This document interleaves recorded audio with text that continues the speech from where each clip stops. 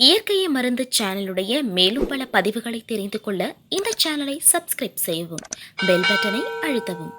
மேலும் மருத்துவரின் ஆலோசனை பெற இந்த வீடியோவில் உள்ள எண்ணிற்கு தொடர்பு கொள்ளவும்.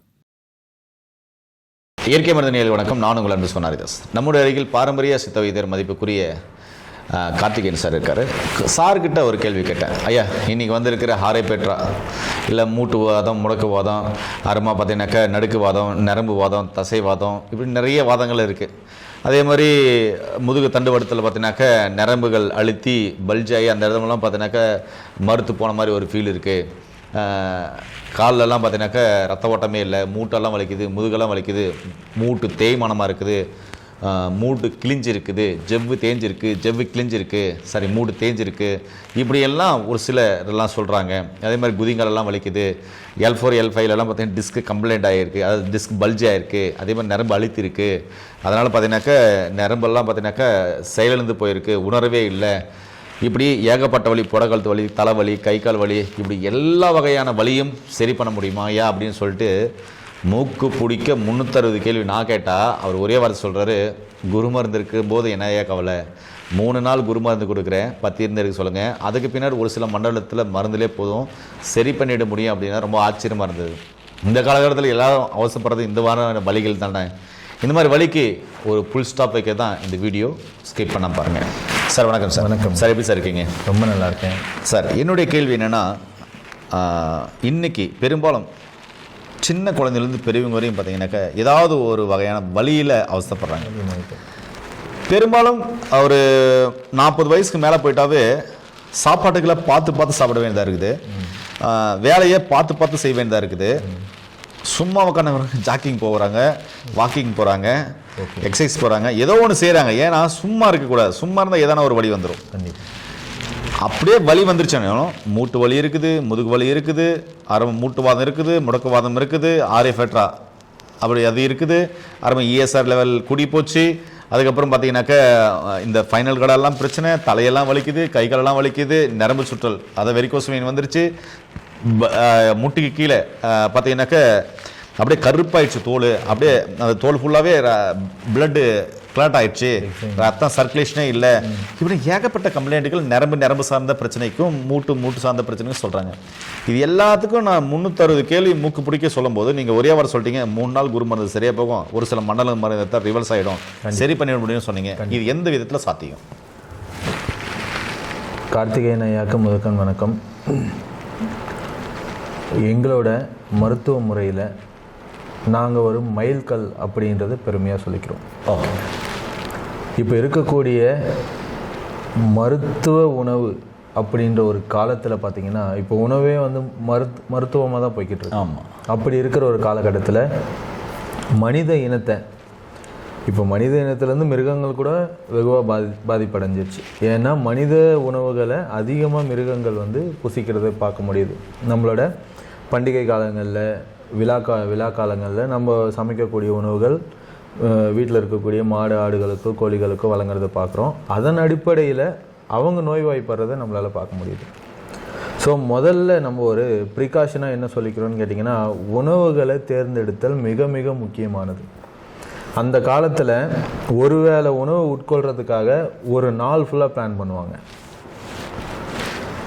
48 மணி நேரம் அதை வந்து யோசித்து முடிவெடுத்த பிறகு தான் அந்த விலங்கை வேட்டையாடப்படும், அந்த விலங்கை வந்து உட்கொள்வாங்க. அப்படி உட்கொண்ட பிறகு அவங்க ஆரோக்கியமாக பல மைல்கள் ஓடி மறுபடியும் இன்னொரு விலங்கை வேட்டையாட முடியும். அப்படி இருக்கிறது என்ன காரணம்னு கேட்டிங்கன்னா, அவங்க தேர்வு செய்யக்கூடிய அந்த உணவும், அவங்க வாழக்கூடிய அந்த பூமியும், அவங்களோட நடைமுறையும், இது மூன்றுமே ஒற்று போகும்போது ஆட்டோமேட்டிக்காக அவங்க உடலில் இருக்கக்கூடிய தேய்மானங்கள் குறையும். இப்போ வலி அப்படின்றத நம்ம சொல்கிறோம், ஆனால் நம்மளோட சித்தர்கள் என்ன சொல்கிறாங்கன்னு கேட்டிங்கன்னா வலி நோய்கள் அப்படின்னு சொல்கிறாங்க.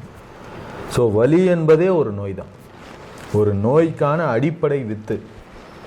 வலி என்பது ஒரு மிகப்பெரிய நோய்க்கான காரணி அப்படின்னு சொல்கிறாங்க. ஸோ வலின்றது ஆரம்பிக்கும் போதே it's a symptom of biggest disease. நம்ம உடனடியாக அதை வந்து கண்டுகொள்ளணும், உடனடியாக அதை வந்து முக்கியத்துவம் கொடுத்து இங்கே வலிக்குதா, இது எதனால் வலிக்குது, நம்ம வந்து ரீகால் பண்ணி பார்க்கணும். கீழே விழுந்தோமா எழுந்தோமா இல்லை சாப்பிட்டோமா என்ன பண்ணோம் ஏது பண்ணோம், நைட்டு எப்படி உறங்கணும், எப்படி நம்ம வண்டியில் உட்காந்துட்டு போனோம், எங்கே இடிச்சது, எங்கே ஓடணும், எங்கே ஓடியாந்தோம், இது எல்லாத்தையும் யோசித்து பார்த்தோன்னா அந்த இடத்துல எதனால் அந்த டேமேஜ்னு கண்டுபிடிக்க முடியும்.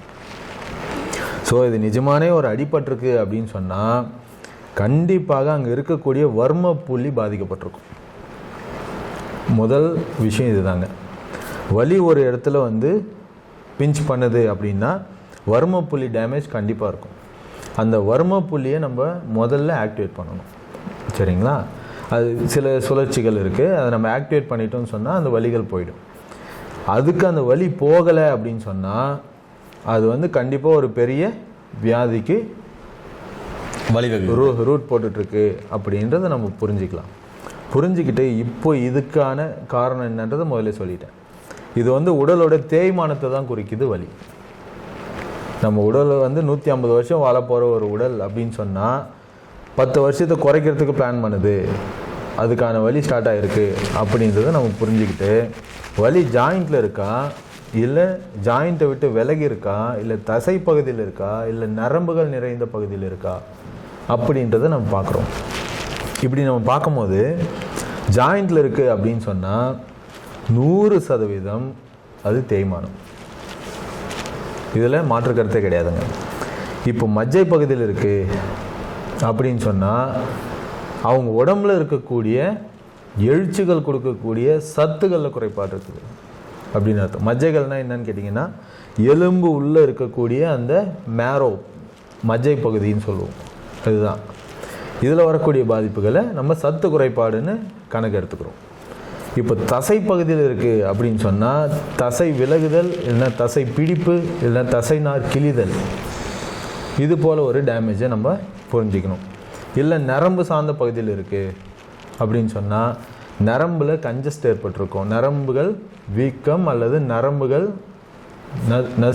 நசுங்குதல், இந்த விதமான வலிகளை தான் நரம்புகள்கிட்ட இருக்கிற வலிகள் குறிக்கும்.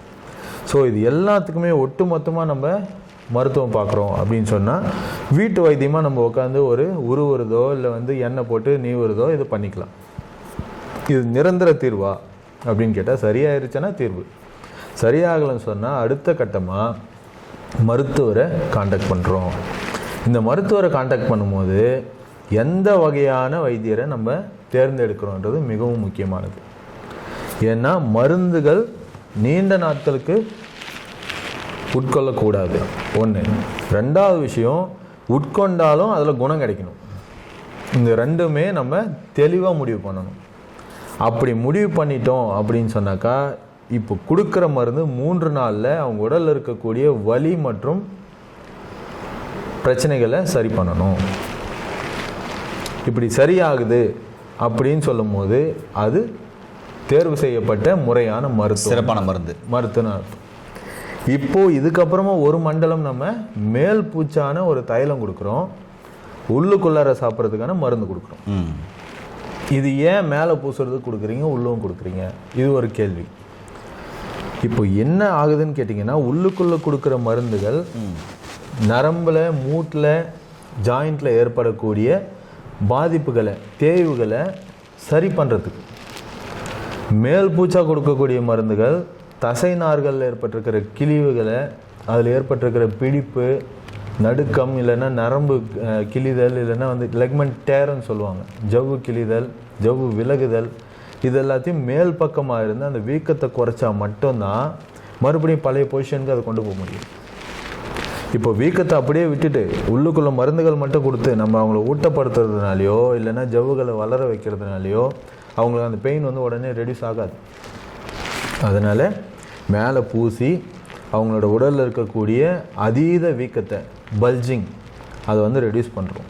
அப்படி இல்லைன்னா ரொம்ப சுருங்கி இருக்குது அப்படின்னு சொன்னால் அதை மறுபடியும் ஃப்ரீ பண்ணுறோம், உள்ளுக்குள்ளே மருந்து கொடுக்குறோம். அப்போ அந்த மருந்துகளும் சேர்த்து எடுக்கும் போது ஆட்டோமேட்டிக்காக இந்த ரோமட்டாய்ட்ஸ் அப்படின்னு இந்த RA அப்படின்னக்கூடிய விஷயங்கள் கம்ப்ளீட்டாக முற்றிலுமாக நீக்கப்படும். Super, excellent sir, excellent. இது மாதிரியான எல்லா வலிக்கும் கண்டிப்பாக நிரந்தர தீர்வு. கண்டிப்பாக 100%. நேர்களே வேறு என்ன வேணும்?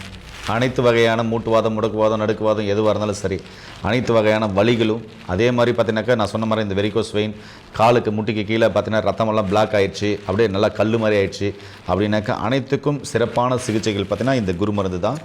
இதுதான் குருமருந்து. இந்த குருமருந்து பார்த்தீங்கன்னாக்கா இவருடைய குருநாதர் தயாரித்த ஒரு அற்புதமான மருந்து. இது பார்த்தீங்கன்னா இது மாதிரி 2 ஸ்பூன் எடுத்து இதை 3ஆக பங்கிடுவாங்க. பங்கிட்டு ஒரு வேளைக்கு இவ்வளோ வரும்னு நினைக்கிறேன்.